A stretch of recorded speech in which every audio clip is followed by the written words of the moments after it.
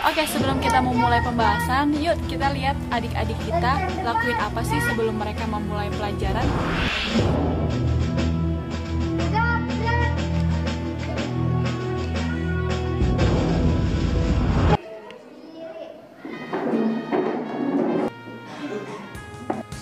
Anak-anak sekolah dasar Nyanyikan lagu kebangsaan Indonesia Raya. Lalu setelah itu dilanjutkan dengan pembacaan sila-sila Pancasila satu persatu agar semakin menanamkan dan menumbuhkan rasa cinta kita terhadap tanah air negara kita. Oke?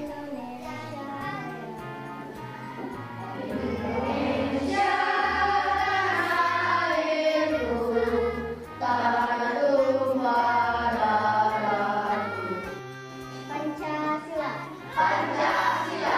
Satu. Satu. Ketuhanan yang Maha Esa. Ketuhanan yang Maha Esa. Dua. Dua. Kemanusiaan yang adil dan beradab. Kemanusiaan yang adil dan beradab. Tiga. Tiga. Persatuan Indonesia. Persatuan Indonesia. Empat. Empat. Kerakyatan yang dipimpin oleh hikmat kebijaksanaan. Kerakyatan yang dipimpin oleh hikmat kebijaksanaan dalam permusyawaratan perwakilan. Dalam permusyawaratan perwakilan. Lima. Lima. Keadilan sosial bagi seluruh rakyat Indonesia. Mari kita mulai ke pembahasan materi pendidikan kewarganegaraan di tingkat sekolah dasar. Ada makna sila Pancasila. Sila pertama berbunyi ketuhanan yang Maha Esa dilambangkan dengan bintang. Bintang memiliki arti sebagai cahaya. Penanaman pada bintang memiliki arti cahaya dari Tuhan yang Maha Esa yang diyakini oleh rakyat Indonesia. Dan dalam bintang terdapat 5 sudut yang berarti terdapat 5 agama di Indonesia. Selanjutnya ada contoh perilaku. Yang pertama berbakti kepada kedua orang tua, kedua menjalankan sholat bagi agama Islam dan Trisantia bagi agama Hindu. Dan yang ketiga berdoa sesudah dan sebelum makan. Sila kedua berbunyi kemanusiaan yang adil dan beradab, dilambangkan dengan rantai yang memiliki arti manusia saling membutuhkan satu sama lain, sehingga kuat seperti rantai.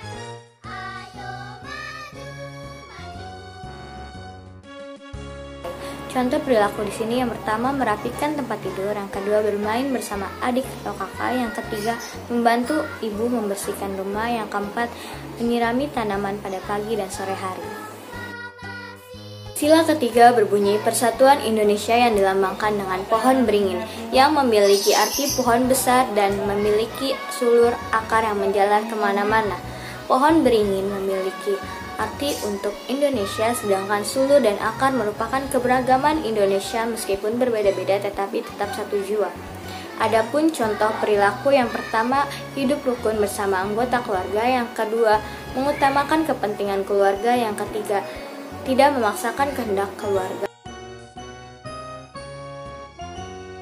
Sila keempat berbunyi kerakyatan yang dipimpin oleh hikmat kebijaksanaan dalam permusyawaratan perwakilan, yang dilambangkan dengan kepala banteng yang memiliki arti hewan sosial yang suka berkumpul layaknya seperti manusia yang sedang bermusyawarah. Adapun contoh perilaku yang pertama pembagian tugas untuk membersihkan rumah, yang kedua menerima dengan lapang dada hasil keputusan musyawarah, yang ketiga berani mengemukakan pendapat saat bermusyawarah, keempat mau mendengarkan pendapat orang lain. Sila kelima berbunyi keadilan sosial bagi seluruh rakyat Indonesia yang dilambangkan dengan padi dan kapas, yang memiliki arti kebutuhan dasar setiap manusia yakni pangan dan sandang merupakan syarat utama untuk mencapai kemakmuran.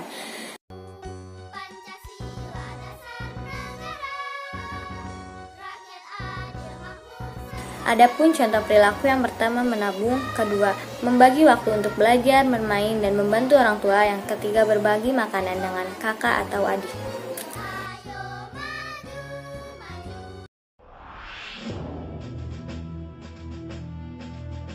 Saya akan membahas materi tentang pentingnya memaknai arti Bhinneka Tunggal Ika. Indonesia merupakan negara yang kaya akan keanekaragaman, mulai dari keanekaragaman suku bangsa, bahasa, agama, serta masih banyak lainnya. Semua perbedaan itu dapat bersatu karena negara kita memiliki semboyan Bhinneka Tunggal Ika. Apa sih artinya Bhinneka Tunggal Ika itu? Jika diartikan per kata, maka Bhinneka berarti beraneka ragam, tunggal berarti satu, serta ika berarti itu. Dan jika disatukan menjadi beraneka itu satu, atau meskipun berbeda-beda, kita tetaplah menjadi satu kesatuan bangsa Indonesia. Tentang macam-macam norma, apa itu norma? Norma merupakan aturan-aturan yang berlaku di lingkungan masyarakat yang berfungsi sebagai paduan dan pengendalian perilaku oleh masyarakat. Dan macam-macam norma yang berlaku di masyarakat itu ada 4 yang memiliki sanksi yang berbeda-beda. Norma itu ada 4, ada norma agama, norma kesusilaan, norma kesopanan, dan juga norma hukum. Yuk kita bahas satu-satu. Yang pertama ada norma agama. Norma agama merupakan norma yang mengatur hubungan manusia dengan Tuhan dan manusia dengan sesama, yang bersumber dari kitab suci dan bertujuan untuk membuat manusia baik. Dan sanksi dari norma ini adalah dosa. Dan contohnya itu ada beribadah sesuai dengan agama masing-masing. Yang kedua ada berdoa sebelum memulai pelajaran. Dan yang terakhir tidak mencuri.